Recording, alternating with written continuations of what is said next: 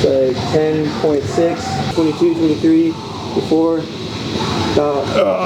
So today I'm going to squat in these running shorts, my tennis shoes, and this Rascal crop top.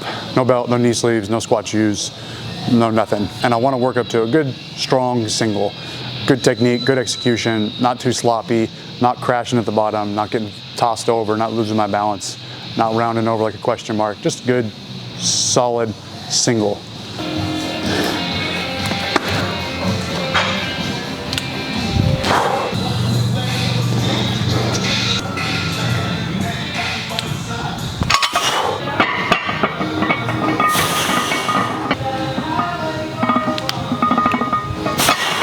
So I was recently asked, Alan, how much do you squat right now? And well, so last year, 2024, I didn't take squat 1 rep max training very seriously. I just didn't care about it. I've said before, I didn't have that dull routine last year. I did more step ups, more lunges, split squats, and things like that. Things you would typically see in maybe and I did start doing more squatting. So I would take my squats more seriously because I think that was going to carry over well. Squats I would do with chains or with bands.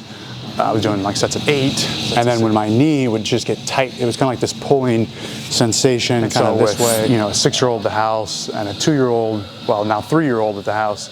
I just needed some energy throughout the day. My back is okay, it's my hamstring. It's bothering me when and so I said, look, I know rent is due on Monday, but I'm supposed to squat on Monday. So she said, okay, let's make a deal.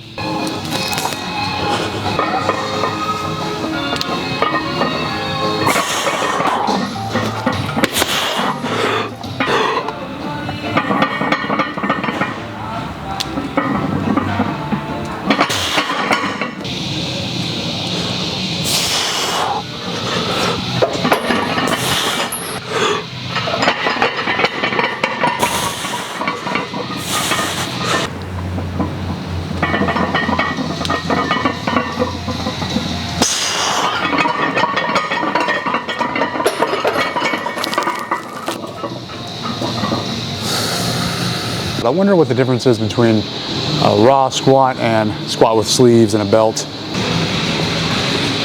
Okay, let's put some equipment on. Knee sleeves today. A member in here let me borrow them. We'll get rid of the tennis shoes, rad tennis shoes. Go with the squat shoes. Okay, so I'll do a rep or a set. No knee sleeves, no belt, just shoes. Okay, so I'm adding equipment in order of importance, or I should say in order of impact, starting with least impactful to most. Shoes, I would say, help the least amount. And then a belt, and then knee sleeves, especially these knee sleeves, because they're powerlifting knee sleeves, because they're so dang thick. If you were to wear like ace bandage type sleeves, or like I think 3mm sleeves, yeah, that's not doing a whole lot, but powerlifting sleeves definitely help your squat.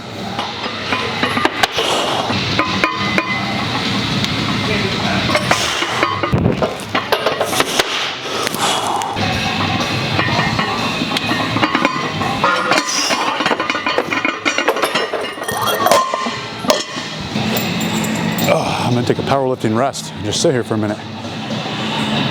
Now I get it. I'm resting 10-15 minutes between sets. These things squeeze the energy out of you or something.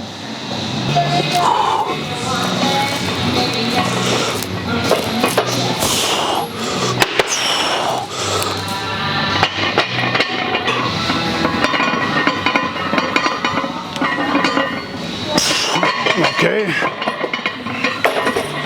I would say easier to move. No doubt. It's like just a quick burst of effort and then it just kind of carries itself up. Whereas when I'm doing my squats naked, I gotta push the whole time.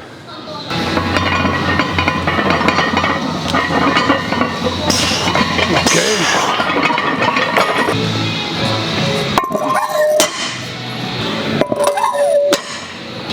So what do shoes do? To be brief, shoes provide stability for the squat. Squat shoes provide stability. They are, the heel is a non-compressible surface. The heel raise might be a little bit easier to get to depth for some people, but they're non-compressible. They are flat, so they have sharp edges at the bottom. So you can't lateral stability is better than with running shoes. You also have the metatarsal strap, which just keeps your foot stuck in the shoe. So when you have 400 pounds on your back, these shoes can withstand that weight, and it just feels stable throughout the movement.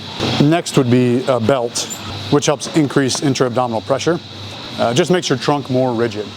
And then knee sleeves, which I think are the most helpful in lifting more weight, actually provide assistance in extending the joints involved in the squat, so in extending your knee. The belt doesn't extend any joints that are used in the squat, same with the shoes. So that's why I don't think they help as much as a strong pair of knee sleeves. It's very much like if you were to do a bench press and you had elbow sleeves on, those aid in elbow extension, which is gonna help you lift more weight.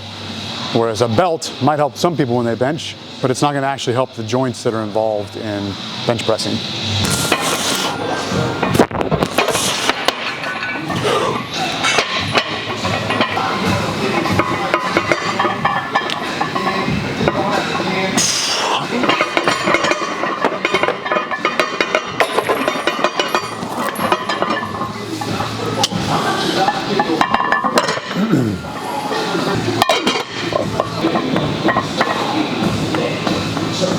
What's up, dude? Someone that's just getting into strongman. Gym lifts, the most important gym lifts for a strongman would be push press, front squats, and then just a whole bunch of deadlift variations. If you can get your hands on a sandbag or make a sandbag yourself, you can do sandbag picks, extensions, carries. That covers Atlas stones, all sandbags, kegs, Husafel, any odd object, even stones, like natural stone carry. Beyond that, I would do some grip stuff, like static grip strength. Doing weighted hangs on a pull-up bar. 425, I'm gonna stop there. I was thinking, should I do 445 just to make it, 200 kilos, maybe even try to work to 455, but this doesn't, once I put 405 on my back and 425, it just feels stupid. I feel like my muscles, tendons, ligaments, back are just not accustomed to lifting this weight. And now I'm doing some, stupid experiment, putting on a belt and knee sleeves and trying to lift way above my 1 rep max right now. And that's kind of funny to think, the irony in that, and that people will say like, oh, I need to wear a belt for safety. I need to wear knee sleeves for safety to keep my knees safe. But if anything, it's letting you lift more weight than your body might be ready for. And I'm not trying to discourage you from using equipment, but I feel like I need a lot of practice with this. Several weeks of practice, getting my body accustomed to handling this weight that I can't squat raw. So anyways, as I'm stepping it out, it just doesn't feel great. It feels pretty freaking heavy on my back. As I'm standing up, I'm just I can feel my quads working overtime right now. So anyways, it's just a good way to do something stupid. My body obviously can't lift this, but these knee sleeves and belt are helping me, mainly the knee sleeves. So what I'm gonna do is, you're just gonna completely relax, and using the scale, you're gonna hook it up to my foot and you're gonna pull like this. Okay.